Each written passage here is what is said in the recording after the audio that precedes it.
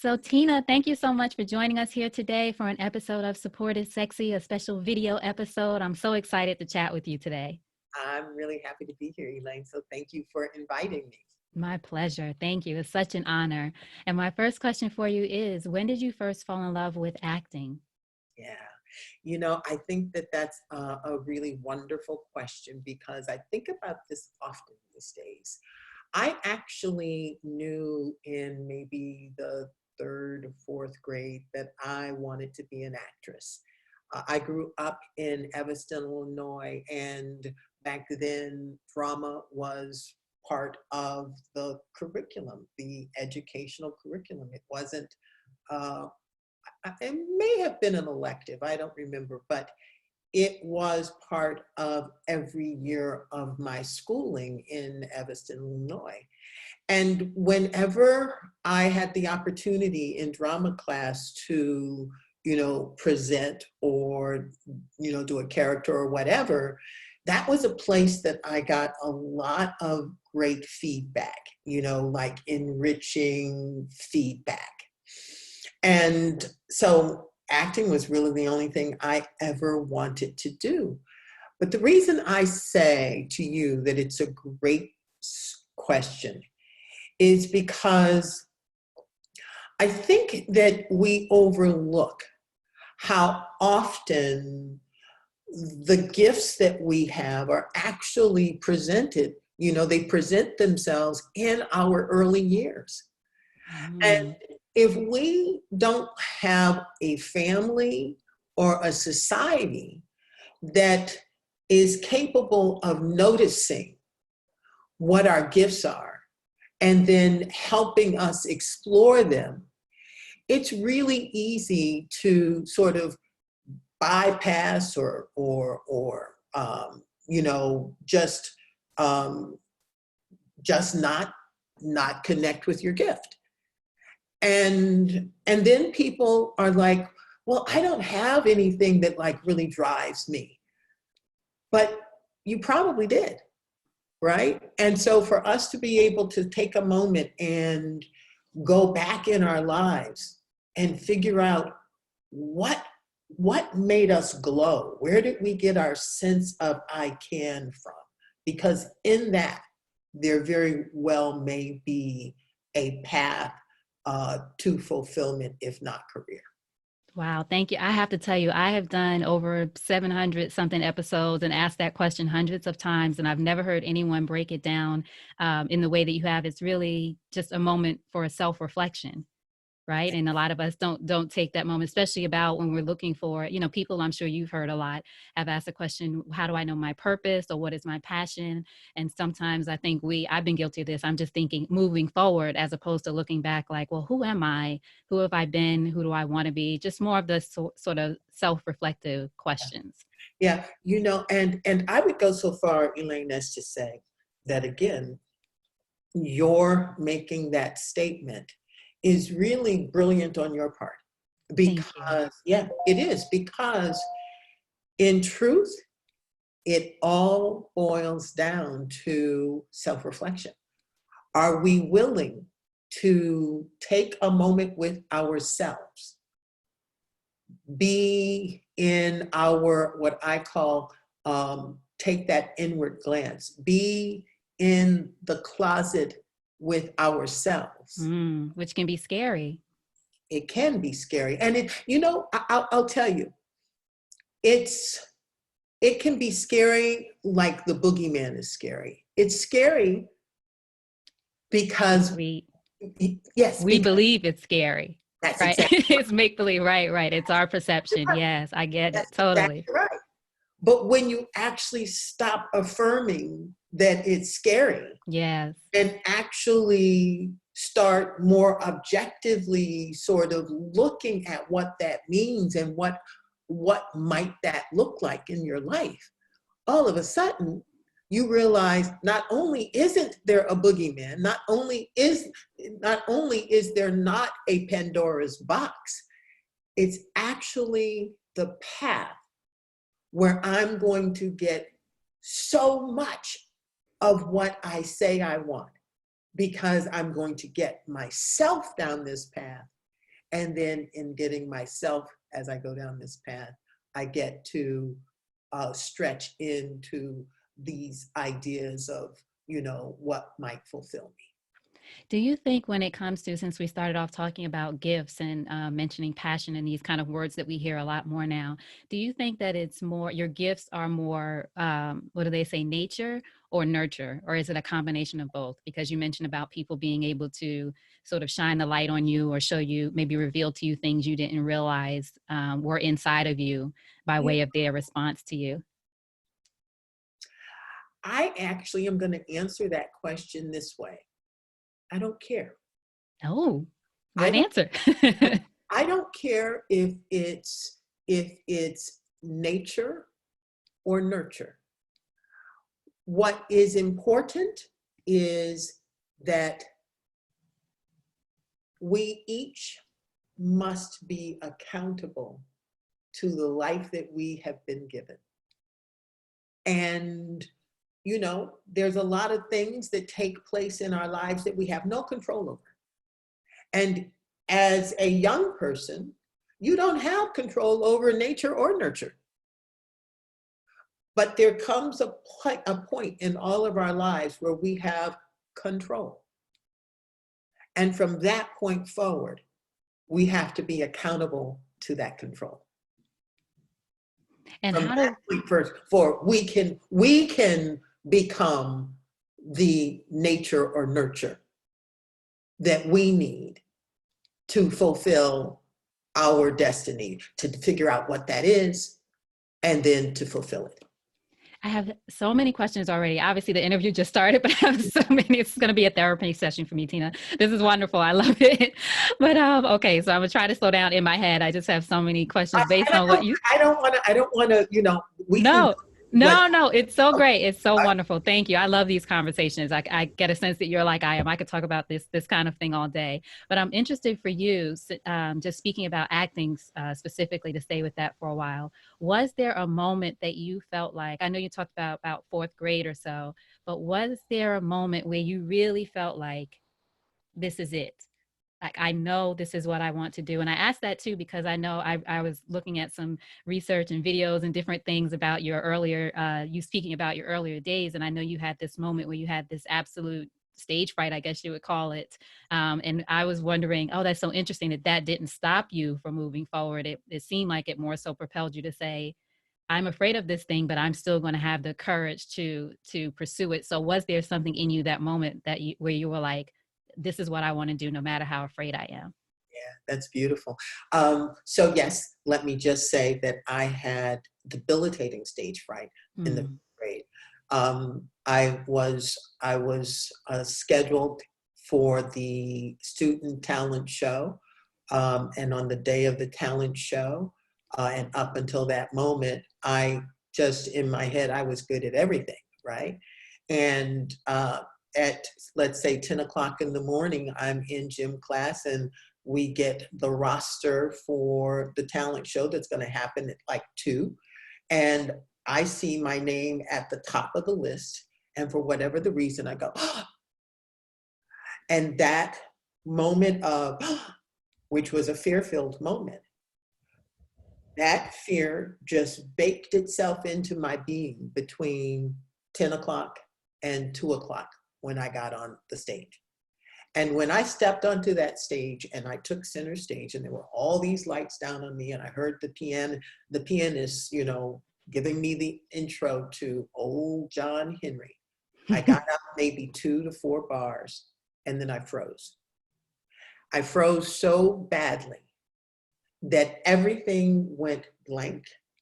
And a teacher, Mr. Hill, had to come to center stage, pick me up like a little cardboard, cutout, and take me off stage. That moment, at that time, like the next day and weeks later, I did not feel like it had impacted me, really harshly.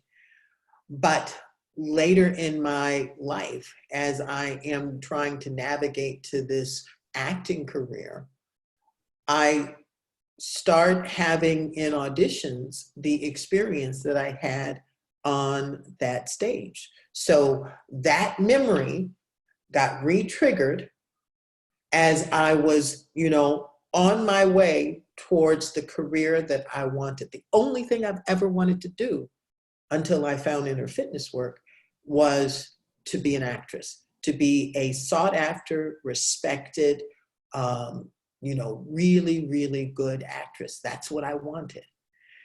And so when my dream started being challenged by this old stored memory that I had no control over.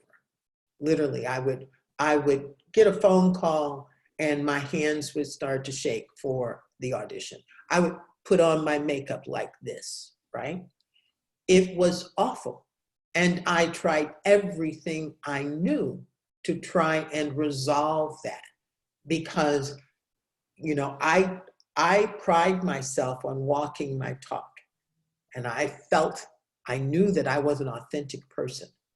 And so the confidence that I present in the world didn't match up with the person who was trying to put makeup on with hands that I could not control, right?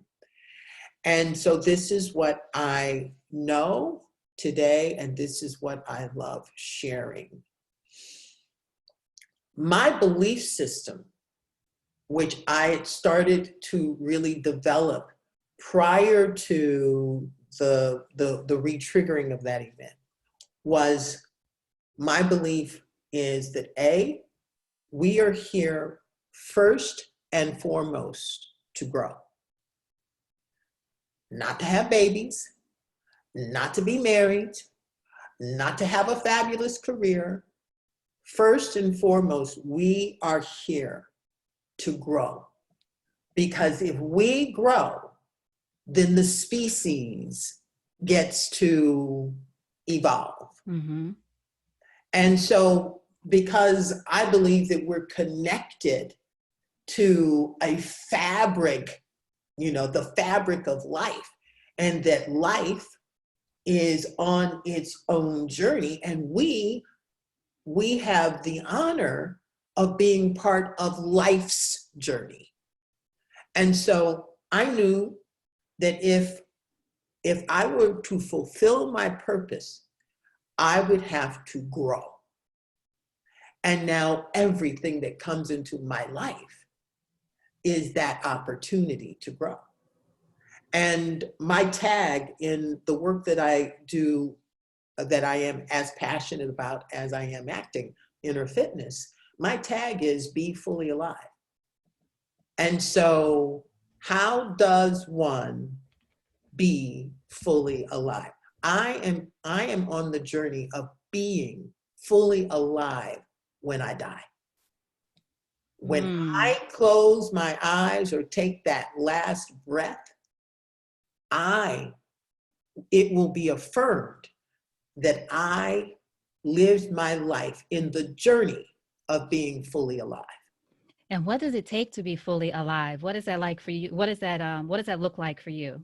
Well, I mean, if we're talking about acting, it's like being confronted with, my book is Little Book of Big Lies, right? Mm-hmm. So it was like being confronted with the idea that now I call a lie, with the idea that this nervousness would be a stopping point, that it would, rather than it be a way in which I could expand into more of who I am. So many times we take our hurts, dramas, traumas, upsets, and disappointments and let them contract us. So I had to be counterintuitive to the desire to want to contract, because I was confronted with this thing that really there was a level of shame in it. It's like, I present as such a confident person. What is this? And if acting creates this, then just do something else. Right. That's what my question was going to be. Oh my gosh. I swear that was my question. Was there ever a point where you were like, this is just, it's too much. How can I continue to do this? Because I think that's why a lot of us walk away from some things, because it just feels like, maybe that's one of the lies we'll get into. It That's right. feels like it's too much, but we have to make the decision. Well, you tell me, what do you think it is that kept you going? Were you Well, that I think self-aware at that I think point? you're right. I think that we always have the opportunity to choose to choose the um, ego Mm-hmm. or choose the vision. Mm, And that might have to go on my vision board, Miss Tina. yeah, Choose the ego or choose the vision. yeah, yeah. Well, actually, in my book, The Little Book of Big Lies, I share that I had a dream. And in that dream, it literally reorganized the way in which I pursue life. Now, mind you, prior to the dream, I had been in this state of asking and openness, wanting to constantly expand in a way that would help me be this fully alive being that I feel is the calling. And so the dream, I'll share it with you very quickly, because it is the reason I could say choose ego or choose vision. But I'm walking up a beach. Up ahead, there are two women arguing. One is facing the ocean, and the other one has her back to the ocean and facing this woman. And the closer I get as I'm walking up the beach, the louder I realize that only one of the two is really arguing. And the woman with her back to the ocean is the argumentative one. And the closer I get, the louder she gets. The closer I get, it's like she starts stomping and talking loud, as though she was trying to pull all of my attention to her. But the quiet, compelling woman that is just watching her, I was so drawn to her. So it's the quiet, compelling woman that was pulling me up that beach, right? I get maybe 20, 30 feet away from them, and the quiet, compelling woman steps forward, steps towards the argumentative woman, and throws her arms around her and just loves her. And then they both turn and look at me, and I was both of them. Yes. And then the clouds parted and the sun came out, and for a moment, you get blinded, and I couldn't see. And when I was able to see again, they were gone. I named the selves in that dream. I named them the surviving self. That's the argumentative one. Always, worry, doubt, fear, looking for what's wrong, always at war, seeing otherness. The self that was walking up the beach was the self of vision and hope and curiosity and interest, and just constantly moving forward, compelled, drawn up the beach of life. And then the quiet, compelling woman was the infinite self. That's the God self within us. That's the part of us that is never hurt, harmed, or endangered. That part that is, like, I call it clay. It's ancient. And you can take clay and more clay into all kinds of shapes and forms, right? But it's still clay, and it can just be reformed and reformed and reformed. And so when I speak about ego versus vision, the surviving self, which we need, because the surviving self has a level of discernment that is so important, right? But the surviving self has literally gotten its reality from 500 million years of this nervous system evolving. And it's all been fear-based. You know, the species, we started as a single cell amoeba, right? And the species that we are has had to withstand horrendous attacks against this physical body.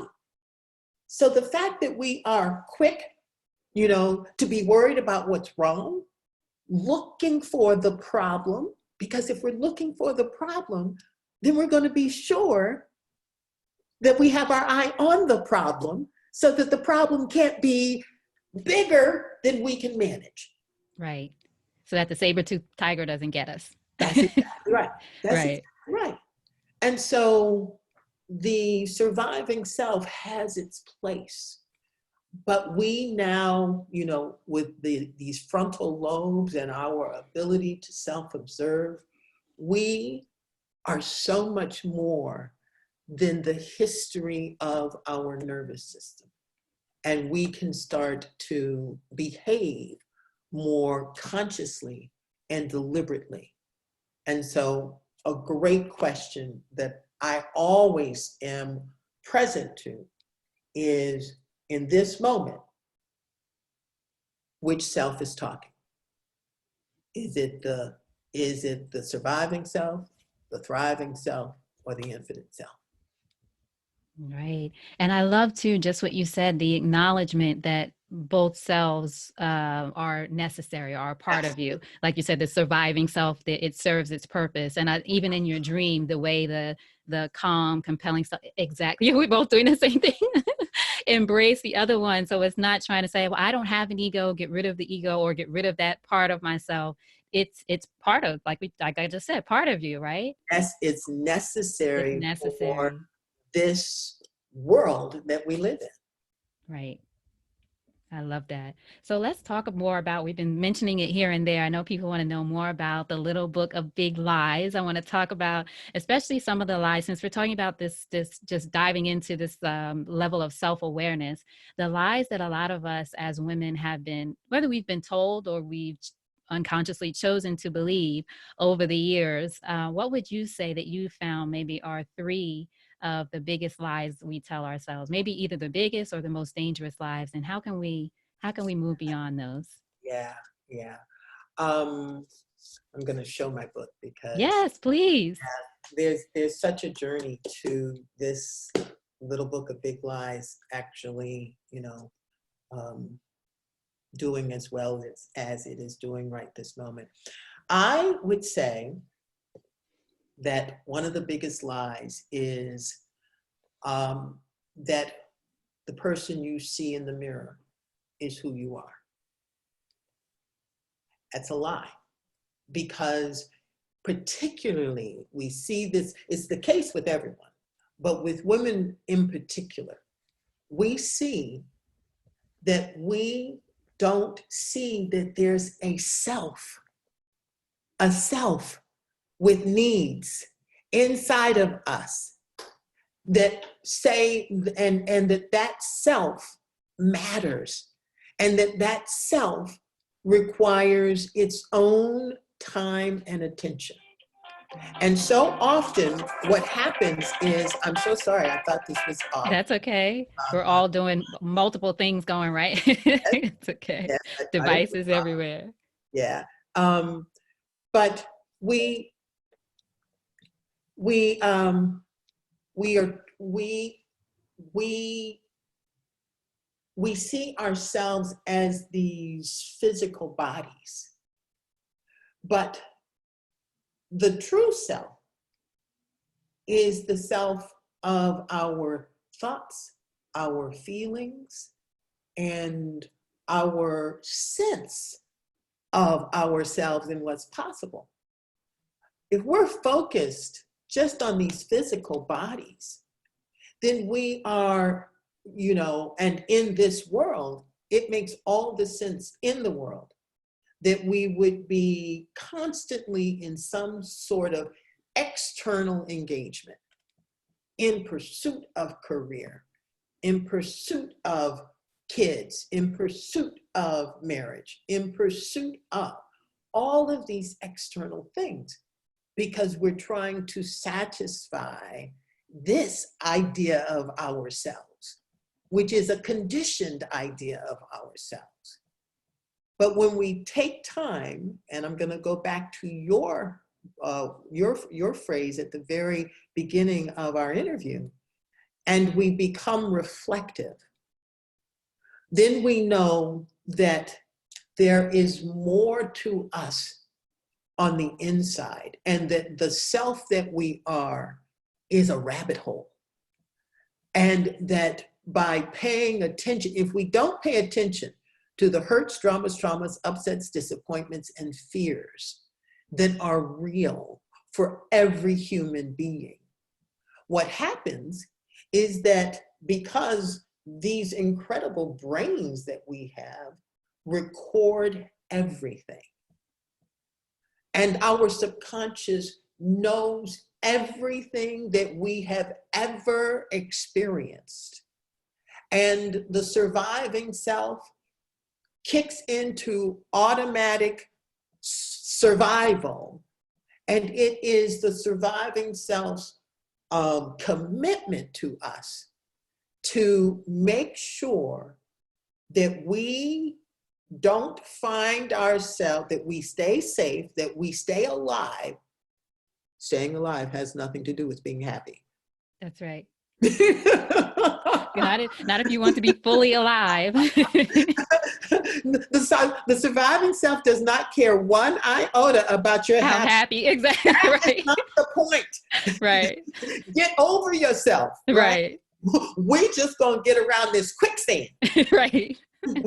And so it winds up that we wind up in these patternistic ways of being, and this patternistic behavior that is all driven by the surviving self and the need to keep this flesh safe, but keeping the internal you safe, the part that has fears, the part that has gotten disconnected from itself because of some event in the past. What's taking care of that part? And if we don't give that part the kind of time and attention that we give the physical body, we will be fine on the outside, but we will feel lost, broken, and afraid on the inside. Right. And so the number one lie is that this person that I'm looking at is who I am.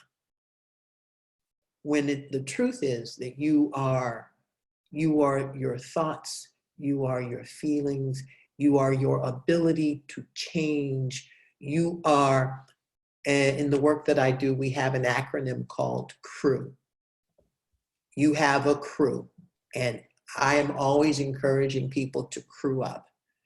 And the crew says that you are innately, that means you are born, it is inbred. When you get here, you come innately creative, resilient, empowered to choose what you think, how you feel, whole and worthy. When you know that you are innately creative, resilient, empowered to choose, whole and worthy, then you are better prepared for what I feel is the journey of life. And if you don't mind, I'd like to tell you the very reductionist view of life that I have. Okay, love to hear that. Life is without question this creative space, right? Life is the act of creativity. We are a creative space. So life is just bumping into life, creating more life. So when life as this creative space bumps into you as the creative space that you are, how you think about that bump, how you feel about that bump is going to create your new experience. It ain't personal, it's life. Life bumping into life, creating more life. And we get to crew up and realize that our innate creativity, our innate resilience, our innate ability to choose and re-choose, our innate wholeness, which is the infinite self, and our innate worth, which is the infinite self, means that we have everything we need to choose proactively, pro-self, pro-being fully alive, when even the most horrendous of circumstances bump into us. Right. I think it's a crew up. I love. Is that something that is just that something that you use sort of as a, what's the word, mantra or a reminder for yourself and for others to remember these things, that you are creative, resilient, empowered to choose, whole and worthy? Absolutely. Absolutely. Because what we all need is, you know, in this coronavirus time, we've all had the opportunity to sort of settle down, right? And because we've experienced the settling down, we are also very aware of how much, most of the time, we're like little hamsters on, Right. Just busy for no, right. That's right. right? Mm-hmm. And when you are moving like that, and it's really all about survival. You got to get that job, got to get that promotion, got to get that man, got to Like get, you said, the pursuit. got to get. Right. You know? And so when you are so busy, got to get, it is easy to forget the things you most need to remember in order to have. And so crew up is just one of many of the tools, you know, that I create in my inner fitness work, so that I can help people. I can offer to people strategies and tools that can help them grab hold of themselves, connect with that inner power. And here's what, when you're in the midst of just flailing, you know, or on the hamster wheel, take a moment and remember, it ain't none of it personal. Life is just bumping into life. Life is just lifing. Life is lifing. That's exactly right. Coronavirus is not being personal. Right. Coronavirus is just being, right? And all of the financial dismantling and disruption that is happening, it's not personal. You will have to manage it because it has happened in your life. In your lifetime, exactly. But it's not here trying to attack you. And so remembering that you are creative, you can recreate this. You are resilient. You can get up again. You are empowered. You can decide how you are going to use this. If you decide to use this to grow, it'll be a doorway to more than you can imagine. If you decide that this is personal and you feel attacked and you become a victim, you're just going to create another reality for yourself. But you get to choose. And when you know that you are whole, and I think so many people, you ask what whole and worthy, it just gives you, the, oh, you can't move me. It You makes can't you feel very discount me. grounded and grounded in your power. You can't discount me. You can try, but I know I am innately I was born whole and worthy. I know I belong here. I know that the space I occupy belongs to me, right? It sounds And like it's interesting that it's like knowing that, let me know if this is right, knowing that you don't control everything around you, but you have more power than you might think. Like you absolutely, said, your power of response, but then like you said, the virus, we didn't have control over the virus or control over the financial market or whatever happened, but we do have more power than we likely think. absolutely. And that's another lie, that that we are powerless. Hmm. And I think that's how a lot of people feel right now. We're in the midst of the pandemic, Yeah. or That how we they perceive that they are based on what you said, but they're not powerless. exactly, exactly. But if you haven't taken time to acknowledge the reservoir called self, and if you don't have tools and strategies for connecting with that reservoir and drinking from its water, it's very easy for you to feel, you know, at the mercy of the events that are taking place in your life. But we are greater than our circumstances. And most people take circumstances.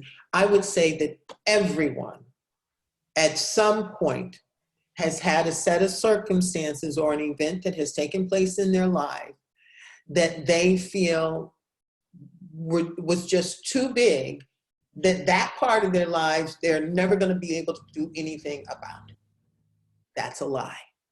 And that is the lie that I go after in the little book of big lies, because that lie will have you, I had a girlfriend who was afraid of elevators, to the point that literally the stores she shopped at and the choices she made were dependent upon whether or not there was an escalator or an elevator. Now that sounds like a simple, example, but we all have stuff going on inside of us, and that stuff is deciding whether you go right or left, whether you think this way or that way. And the lie is that circumstances are bigger and more powerful than we are. But the truth is that we are more than the circumstance. And you've got a lot of historical figures that can help you remember that. But then the other lie is, in that we don't see ourselves as powerful.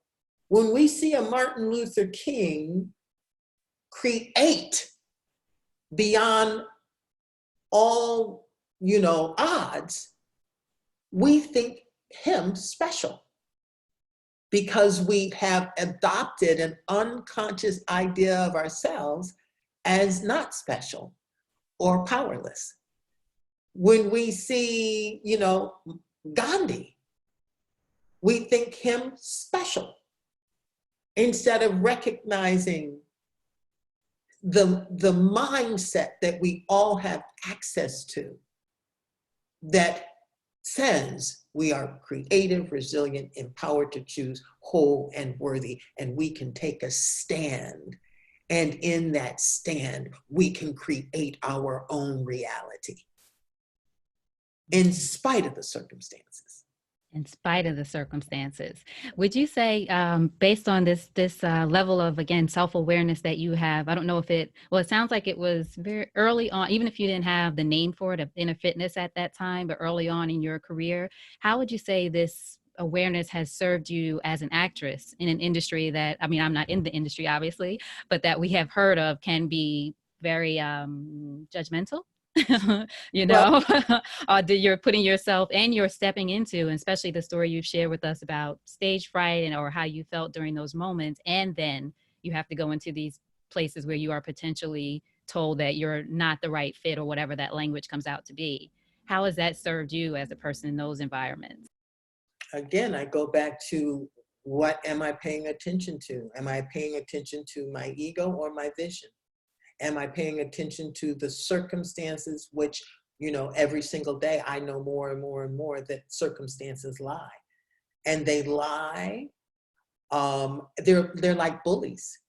Circumstances will be up in your face like, you look, these are the circumstances.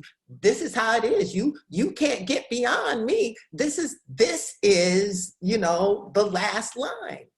But when you really begin to work independent of your prior conditioning, and you step into a relationship with yourself, and that self is connected to your infinite self, which is that force of life. Call it whatever you want to call it.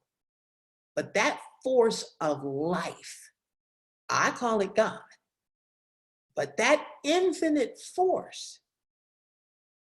has its own power.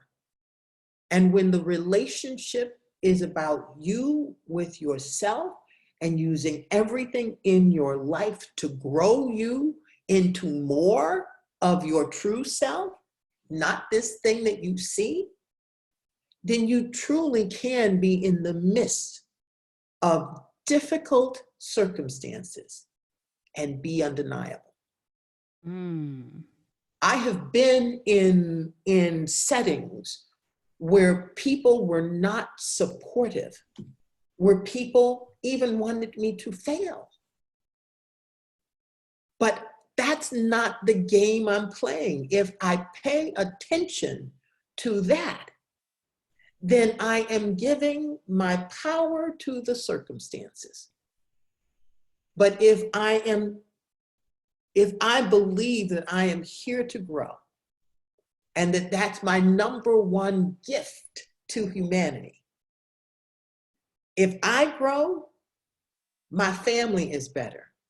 If I grow, my perspective is wider. If I grow, my sense of possibility is greater. If I grow, so if I do this in here, and that's my game, that's the race I'm running, then people who are playing other games are playing with themselves. It's like I got the vision of you. It's funny what you talked about your vision earlier, your dream earlier, the vision of you standing in the center of a storm. If the storm is all around you and you're standing right in the center calmly as it all swirls, because again, you're standing in your power. It's like, okay, let's get curious about this. Right. Let's get curious. Let's get curious about this. That's right. Let's get curious. Instead of immediately going to fear. To the flailing in front of the ocean. Instead of flailing in front of the ocean, right? That's exactly right. One of the things I think you just said that was powerful, well, all the things you said, right? But one of the things especially powerful is that you said circumstances lie. And I think that's something that people can hold on to now. Again, in real time, we're talking in the midst of the pandemic or any time, we believe it's what we believe, right? If we believe these circumstances to be true, or I have a girlfriend, Erica, who said something to me that I've held on to for years. She always says, for now is not forever. So don't feel like this current circumstance is what it's going to be forever. And then I saw something that you did, I think it might've been on the Today Show, somewhere you appeared and you mentioned about this idea of, and let me know if I butcher it, but getting to a certain point of your life and thinking that it always has to be that way because it's always been that way, but you can make the decision from your present self. I think it was in the past. What's that? Up until now. I love it. Up until now, this has happened. Yes. And then can you tell us what that is, like moving forward? I would love to, because it's a game changer. Right. It truly is a game changer. So, you've articulated it so well. Oftentimes, we wind up getting controlled by the past. And the past has been our past, particularly when it's a challenging thing, has been our past and our circumstances and our challenge for such a long time that we really don't feel that we can actually get beyond it. And so we really begin to unconsciously start to accommodate it. But the up until now and from this point forward concept, which is something that I learned in a spiritual psychology program that I took, it says that when we start to insert into our thinking and our speaking the up until now from this point forward concept, it helps to dislodge the tenacious sort of default, this is just how I am, this is just how life is, that we have fallen into, whether we know it or not. So the way you activate that in your life is, you know, if in fact you have had a previous, whatever your previous challenge has been, identify it. Okay, so up until now, I have told myself I don't have any options. But from this point forward, that can change. It can be better. I can experience new possibilities. And the moment you do that, a little space opens up in your heart. I'm going to invite you to try it on right this moment for yourself so that you can experience that little opening. So think of something that you are willing to share, because I'm going to ask you to say it out loud, but something that has been a stopping point. Some, you know, it can be a fear, it can be an insecurity, it can be just the way you've always done things, you know, just the way you've always thought about someone, or, you know, your history. So can you share what idea has come to you? Yes, I'll share the first thing. Several things came to me, but I'll share the first thing that came to mind. Up until now, I've always thought that I was meant for the background or to be behind the scenes. But from this point forward, I would choose to step into what I really want to do, what my real passion is, which is to get out in front and share stories in the way that I like to see them. It's beautiful. Does that sound? That's, that's beautiful. That's Thank you. beautiful. That's Yeah. the first And thing that came to mind. that's beautiful. That's beautiful. And if you don't, it works even if you don't believe, you know, that from this point forward, you'll get out in front and you'll expand. You can just go, but from this point forward, that can change. That can change. I'm so glad you said that. Thank you for saying that, because when you were giving the example before I gave mine, I was thinking that I love that the from this point forward doesn't have to be the answer. Because I think for a lot of us, you know, as women, and I always say I speak to especially unapologetically ambitious women, we want the answer. So it would be, might think from this point forward, I'm going to do this, and this to be different, right? But it's just the way you said it, opening up the heart space, and I'm going to work on even being more open.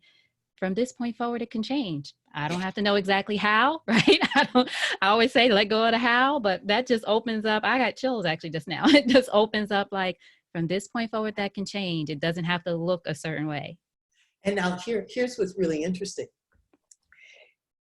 When you just said it can change and you said you had chills, did the it can change feel more powerful and possible than when you had the, you know, and I'm going to speak more and blah, blah. Yeah. Right. It felt more hopeful. Yeah. Yeah. More hopeful and joy, like joyful. That's the word. Joyful. That's what it felt, more joyful. Yes. Yes. And it didn't have, you know, when you spoke about who you're going to become, right? It feels It rigid, like the list, something else on your shoulders, as opposed to, and that can change. exactly. To just being self-reflective and learning to look at self in these subtle ways is everything. Because when you can see that when our goals are in this list, they're really driven by the surviving self. Mm-hmm. Because we're gonna prove, we're gonna become. And it has to look like this. We're both like, right. You know what I'm saying? And as Black women, we've been That's making it right. through life like that. And what we need is to invite in more flow, invite in more joy, invite in not having the frickin' answer, Yes. but being in um, in a relationship with life where the answer has you. That is beautiful. I love this. Is so good. I love it. The answer, you should see, I have a whole page. Look, I have a whole page of notes. The answer has you. But it's funny. One of the things that you were speaking that I thought about or that resonated with me is a conversation I had with this woman, Patricia Moreno, back on, I always say episode 26. And as I said, I've done 700 something. So I don't have favorite episodes. This is definitely one of my favorites though. But still, one of the things she says is we have to learn to, especially as ambitious women, or, if that's our programming, to live the question. And it was so freeing for me when she said that. I was like, wow, what is that? And just as you said, it's not about having the answer, but letting the answer have you, or the answer come to you, or show up for you, or just really being open. And I will honestly tell you that that shift in thinking changed my life in so many ways. Like, okay, I don't have the answer. I mean, it goes back to the lies, right? I don't have to beat myself up for not always being the person with the answer. It's just living the question. Yeah, and that's really, really, really beautiful and brilliant. And I believe that statement, "live the question," is a variation of what I feel is a life principle. When it comes to physical fitness, there's a lot of principles that we live our lives by. There are diet principles, there are exercise principles, and we know that by knowing these principles, they impact our choices. They impact our meal decisions. They impact whether or not you're going to get up and get out and go to the gym today. Or they make you aware of how many days you're not going to the gym so that you will at some point, okay, I gotta go. So the living the question is a principle of inner fitness. And I call it asking an effective and empowering question. Because when you realize that something has you, we have 14 practices, and practice number 1 is I turn my life over to a force greater than me that loves me, cares for me, and responds to my heart. So you're always being held. You're known. There is the desire of communication, like real relationship that's available between us and this thing that has us. But to activate that relationship, to lean into it and trust it, means that you have to do with it what you do with a great friend. You have to talk to it. And a great way to talk to it is to ask a question.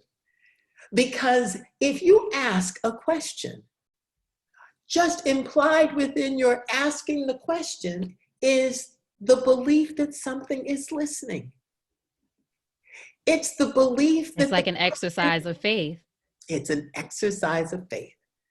And it's the belief that something is listening. It's the belief that there is an answer. It's a very thriving self-act to ask the question. And so I personally live my entire life asking one question after another. Okay, God, which direction should I go now? Okay, God, how do I become a respected, sought after working actress? Okay, because I don't have the answers to any of this. And does it come to you only? I know sometimes people think it only comes in meditation, or it has to look a certain way when it shows up. Do you feel like those answers can come to us all day, throughout the day, some moments? Absolutely. There's no such thing as the only way for anything. Right. This is the posture you have to be in order to get this revelation. No. This is a creative, constantly communicating, vibrating space that is infinite. The universal intelligence is infinite.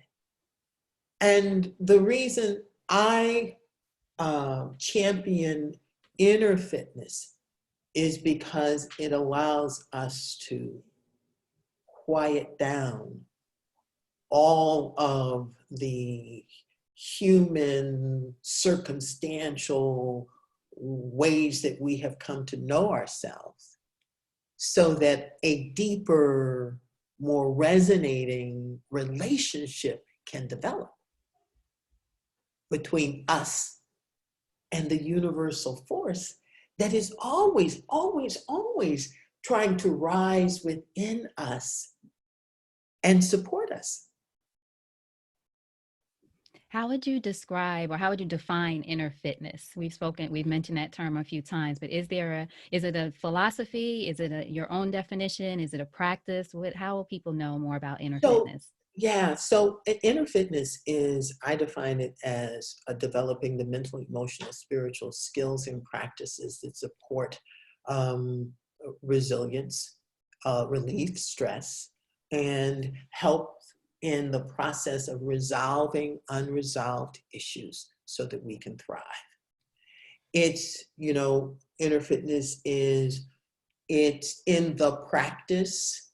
It is about just having a greater sense of self and what's possible for your life, possessing a healthy sense of self and what's possible for your life, and then using everything that comes in your life as an opportunity to grow. So Tina Lifford has just, inner fitness is a term that I literally woke up one morning and it was etched on my eyelids. I was asleep and it was like, oh my God, inner fitness, inner fitness. That's it, that's it, that's it. It's literally exactly like physical fitness. It just says that there's an inner self that is as important as the physical body. And all that you have learned about taking care of the physical self, you can, if you choose, employ the same kind of time and attention in getting to know the inner self, so that the outer self is strong and the inner self is strong. Because there's not a cardiovascular exercise on the planet that is going to help you resolve unresolved hurts, traumas, upsets, disappointments, and fears. But inner fitness work, and inner fitness is anything. Meditation is an inner fitness practice. Mindfulness is an inner fitness practice. Going to therapy is an inner fitness practice. Any choice that you make that takes and exercises the strengthening of the inner you, where your thoughts, feelings, beliefs live. Anything that can help you be more internally sound and resilient is inner fitness work. But we, because of the lie that we don't matter, we have not given self that kind of time and attention up until now. But from this point forward, it just makes sense. From this point, from this point forward, Yes. how can I go to a gym to deal with, my glutes and not pay attention to how much I am running from myself inside? In fact, some of us go to the gym to run from our inner selves, right? Work out 3 or 4 times a day. And it's like, what's really going on there, right? And so up until now, I have Up until now, right? I've gone to the gym 17 times a day. Trying to manage my internal dis-ease. That's right. But from this point forward, that can change. That I can can move change. into a more powerful me in a number of ways. I'd love to share one of the ways that my work offers people the Yes, please do. Excellent. I'm being conscious of your time, but I'm happy to keep going. oh, whatever. Yes, if you have time, I'm excited. Yes, please share. Yeah. So the Inner Fitness Studio is an online opportunity to literally exercise the inner you the way you would go and exercise the physical you at a, gym.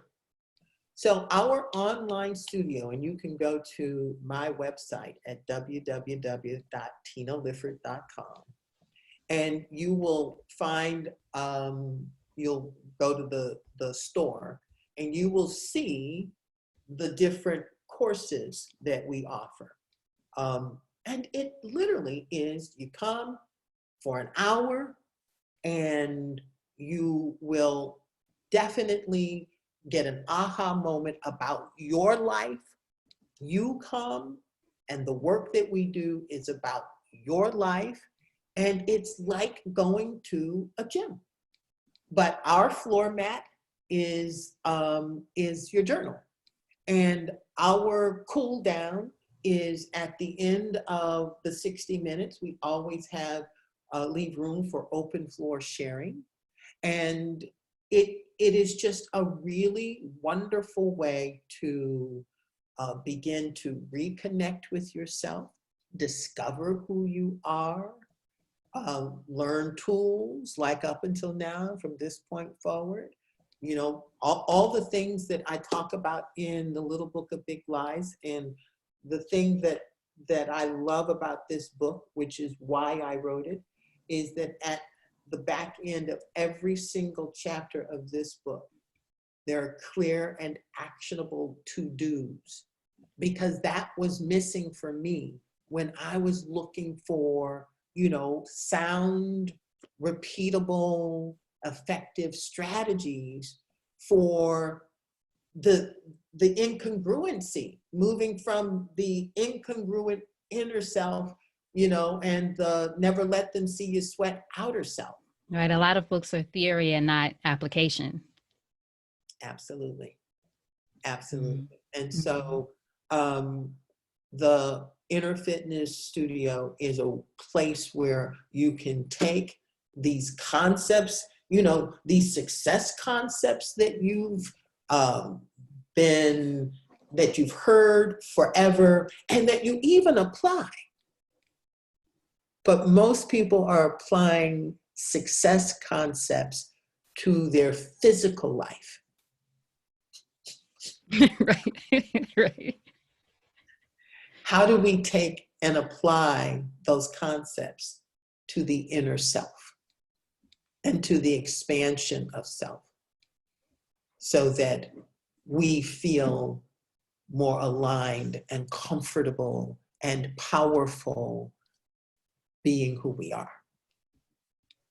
Would you say that this work brings you as much joy as acting does? Absolutely. Absolutely. Absolutely.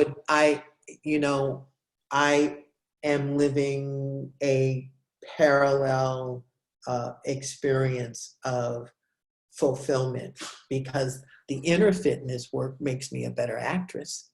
It makes me, Aunt Vi went through a trauma in season 4. Aunt Vi she had Mm-hmm. and she had gone from being a waitress in the High Yellow to now actually owning the High Yellow, and now Right. Prize Pies. She's got this goals relationship. I mean, is it hope to die serious? Totally goals, no matter what age you are. I'm like, can somebody look at me like Hollywood looks at Aunt Vi? She's got this amazing relationship. And yet, at the beginning of season 4, old Jimmy Dale her first husband, who was abusive, all he does is show up. He just walks into her space. Like our subconscious lies. And because she had not really resolved all the trauma and lies that were connected to that man, when he walked into her space, it literally deconstructed everything that she knew about herself. And so season 4 was Aunt Vi's journey of having to really resolve the past instead of running from it, instead of becoming so successful that she didn't have to think about it. Because when he walks into the Vi's Prize Pies, they have money now. They own this business that is flourishing now. They've got this great relationship, all the things that we pursue thinking that they are going to help us outdistance those unresolved things. Right. That's when life starts lifing, or life reminds you that it's lifing. And so that was a beautiful, beautiful season for Aunt Vi, because she had to not just look the part on the outside. She had the outside. Now it was time for her to do the work she had been running from on the inside. And she probably didn't even know the degree that she was running, but his presence triggered it all. And you can't trigger something that's not present. If it doesn't already live in you, it can't be. Right. If it doesn't already live in you, it can't be triggered. That's right. And I would think, just as from an inner fitness standpoint, as you said, you feel like this awareness makes you a better actress. Tapping into, I feel like Aunt Vi is so relatable, because there's a part of her that is courageous enough to be vulnerable, but still very aware of just how vulnerable she is. But do you feel like the way you are and who you are and who you are becoming even makes you connect with that part of her too? Yeah. I mean, one of my favorite realizations and sayings, I heard the saying, then I had the realization, and now I know the saying is true. What you're looking at, you're looking with. So you can't see dysfunction if you don't already know dysfunction. You can't say, oh, I know that, or I know what that is, without already having the seeds and the vibration and the experience of it inside of yourself. You can't say, oh, she's a jealous, manipulative, whatever, if you don't know what that looks like, right? So what you see is what you're looking with. And the good news about that is that as an actress, you can give me a character, and because I love our humanity and I love the complexity of the emotional journey, I can see myself in every single character because I'm honest with myself. I'm not living in any of those spaces more often than not, but I have passed through on my journey to growing, on my journey to becoming. I have passed through. And to be honest about that and to own that is to truly be able to resolve and move beyond it. And to not judge that, would you say? Like you said, you're seeing what you're looking at, you're looking Absolutely. with, but you don't judge it, the manipulative or whatever you see. Absolutely. Mm-hmm. Because, and this is a great sort of way for us to bring it to a close. they often say, in fact, I'm going to have to ask you this question. What do they say the original sin is, or the greatest sin? Doesn't matter. The original sin of Adam and Eve, was that considered the original sin? Yeah, that's considered the original sin.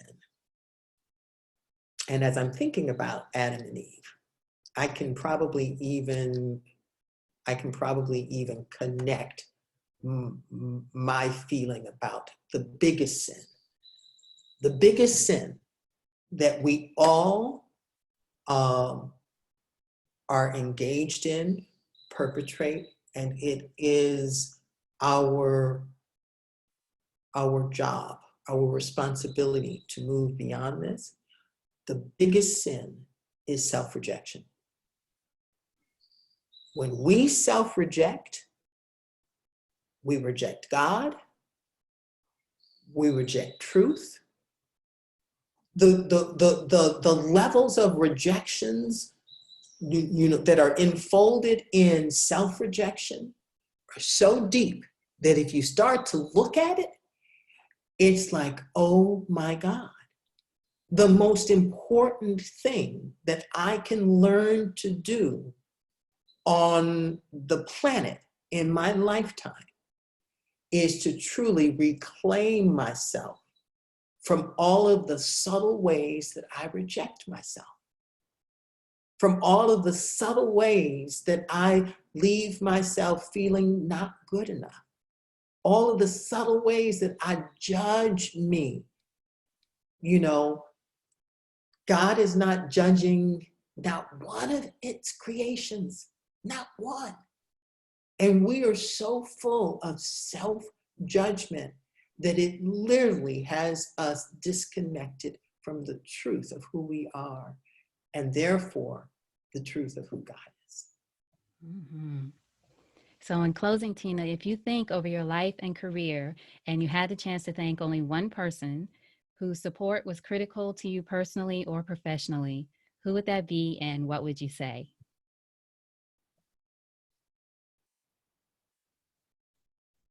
My parents. Because my parents, both of them, they endeavored to affirm our wholeness. They never, ever, four siblings, never, ever compared one to the other, ever. Never said you should be more like this one. Never. So they always, always left us feeling like we were their priority. When they had to go to work and we were latchkey children, I never felt like a latchkey kid, because if I needed my mother, all I had to do was call her. And if I really needed her, she'd be there, you know? So I never felt disconnected from my parents. And I feel that that sense of worth that they instilled in us by making us their priority. And you can make someone your priority without leaving yourself out, let me just say, you know. And that sense of my father told us over and over again that we could do anything we wanted. And that instills a sense of I can ability that is important to navigating this life that is full of circumstances and agendas. So yeah, it would definitely be my parents. Beautiful. I love it. Thank you so much. I have to acknowledge you and thank you, first of all, for this conversation. I knew it was going to be wonderful, but so completely enlightening, just getting to know you as a person, learning about inner fitness, learning about the little book of big lies, talking, of course, about your character, Aunt Vi, who thank you for playing her in the way that you do, not even just for the character, but the way you play her with such compassion, and as we talked about, vulnerability, and I think empathy, all of that shines through in that character. And I think that's why she's so relatable. I'm sure people probably tell you all the time, either I know an Aunt Vi, or you are my Aunt Vi, or I am Aunt Vi, right? All different. You are every aunt I have. Yes, exactly. And me in moments too. Like I said, I'm looking for Hollywood. But Yeah. that, thank you so much. I just, please, before you go, please tell everyone again, show us the book, where to find it, and all that good stuff. Yeah, thank you for that. Thank you for that. I will say that with regards to Aunt Vi, the pleasure, the honor in playing Aunt Vi is everything that you just said. Because, you know, here, how often have you seen Aunt Vi on the screen? She's not been there, but Nope. she's in all of our lives. We all know her. You know, I grew up looking at a ton of Aunt Vi's who I never saw on television. So Exactly. I think that's why my mother loves the show too. It's just like, you just never seen this. you just never see yourself, you know, your culture in that way. And so it is an honor. And I say thank you to Ava DuVernay and Oprah Winfrey for that honor. Um, the Little Book of Big Lies, I literally wrote it so that every single page would offer support, aha, or just personal power. And I'm proud of it because the feedback tells me that it accomplished the intention. And again, you know, follow me on all my social media at Tina Lifford. But we, once a month, we do a free inner fitness workout, our foundational inner fitness course. So if you want to check out inner fitness, go to www.tinalifford.com and you'll find out about all the work that I'm doing in terms of inner fitness and how you can actually get involved with inner fitness courses and a free one to see if it's for you. I love it. You're going to see my name pop up, Tina. I'm Yeah, going to sign up. for sure.